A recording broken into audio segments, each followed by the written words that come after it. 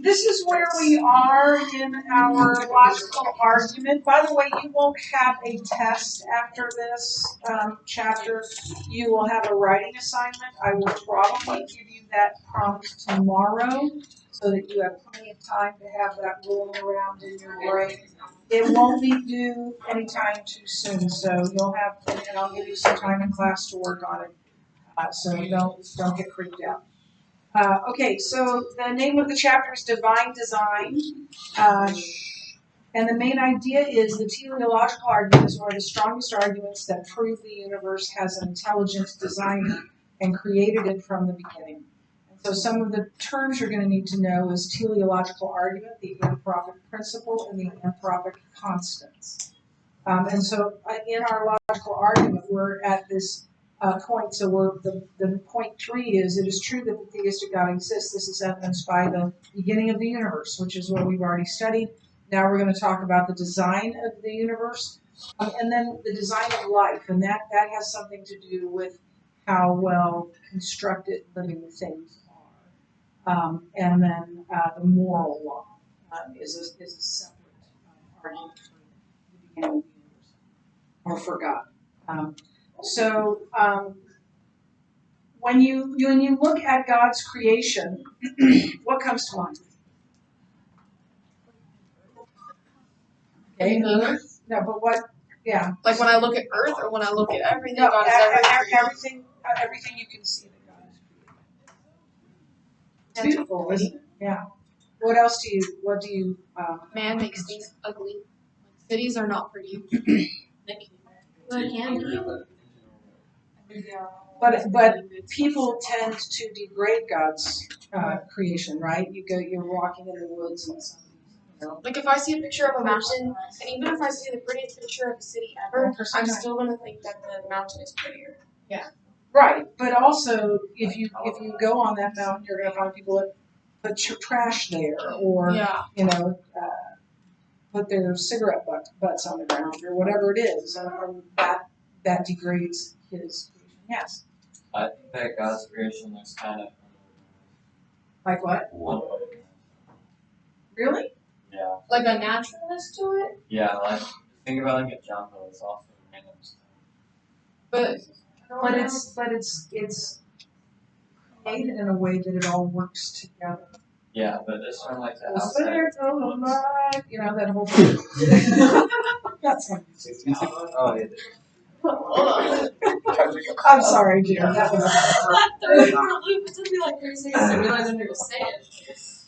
So you don't see the order within that? Well, yeah. At first sight.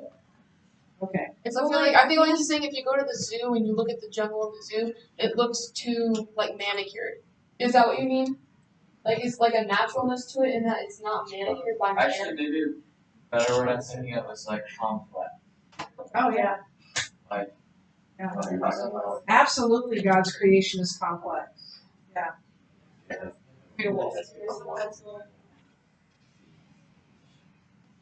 So we see the beauty of his creation. We see the precision of his creation, the immensity of it. I don't think I've told you this story before, but this is a long time ago, because Josh is 33 and he was probably 2. And I went up to Minnesota to be with my college roommates, and we went up to northern Minnesota, where my best friend has a cabin, or had, I don't know if she still does, on a lake. And we went out on the boat, and it was kind of a and I was lying down on the floor of it and the deck of it and looking up, and there wasn't. It was perfectly clear. There's no ambient light, and the sky is just filled with stars. And so I'm looking up and I'm going, wow, that's crazy.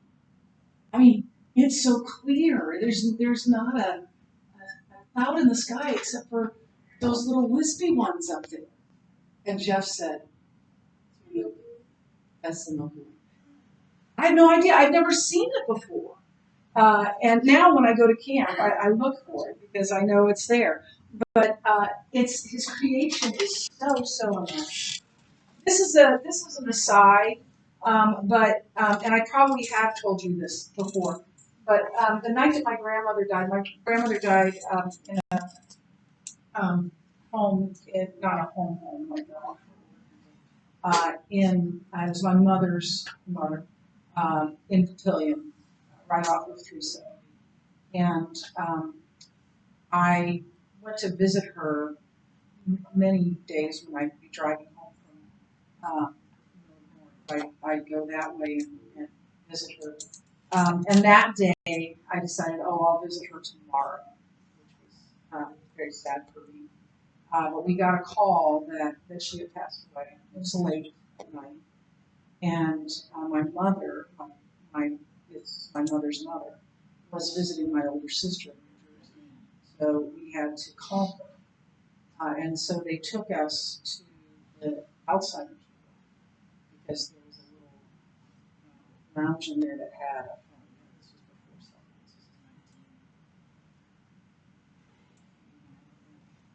phones. And we're going into the room and from the process, the bedroom process, was ajar and it was dark. And there was an elderly man lying in bed, reciting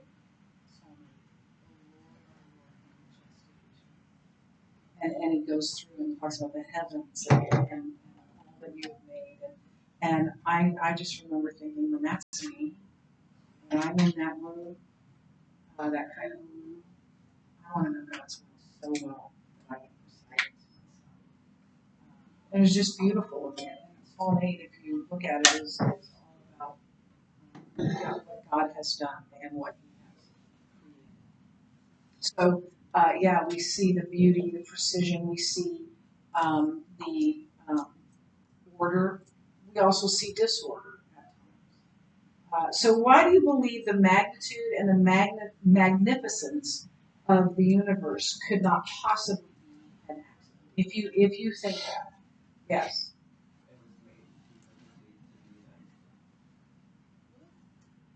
There's like the ripples in the cosmic background radiation are like really accurate, and there's too much order for it to be just Right, and accident disorders, right? We talked about that.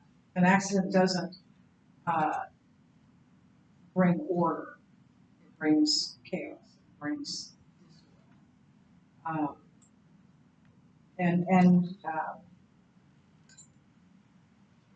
The universe, as we're going to be talking about, is precisely much more fine-tuned than any engine or any system that we know. And we all know that anything that is engineered, it had to have a beginning, it had to have a cause, it had to make that. I don't know if this makes sense. When when your car engine is not working right, yet they have to go in and that's what accidents do, right? Or time disorder. They go in and they fix it, they make it be in order. And it doesn't happen on its own. It doesn't happen without a cause. It has to have a cause. And so all the evidence points to a creator. And then what proofs can you offer that support the divine design of the universe? Yes. Hang on, you got it so I can. like Fibonacci sequence in nature, like how it spiral or like in certain dimensions it makes a Fibonacci sequence. Okay, so yes, but I want something more general. Yes. I'm gonna say if the Earth had been made in another way, and it wouldn't be sustainable for Okay, yeah, that's true. Yeah. Well, just thinking about our orbit, exactly where we're placed, if we were like maybe a couple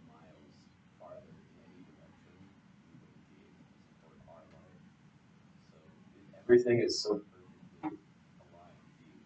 Our atmosphere, our way we are, how close we are, everything, including like gravity, is just everything is so perfectly tuned to us, what we need to survive, that there's no way that there's a planet out there that perfectly supports human life. Yeah, and it isn't just our solar system that appears to be designed to allow human life on Earth. It is the entire universe that seems to be precisely tuned to allow human life on Earth.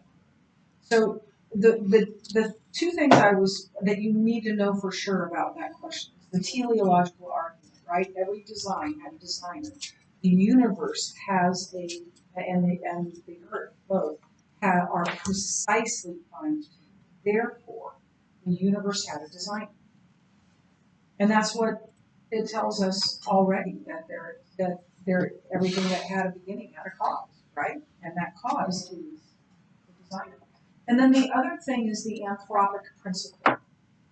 And the anthropic principle and the anthropic constants are that fine tuning that John was talking about. That if we were, had a little less atmosphere, or a little more atmosphere, or just a little bit different gravity, none of us would be here. Nothing would be here. And so those are our scientific proofs of divine design. So we'll now, you're going to work on equip 1 through 5. And so that goes through page 32. We'll discuss this tomorrow. I'll hand out your prompt tomorrow. And then next week, we will spend almost the whole week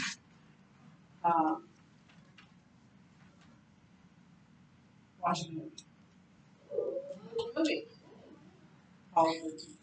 Oh, Oh. that's what Tom Hanks, right? Oh.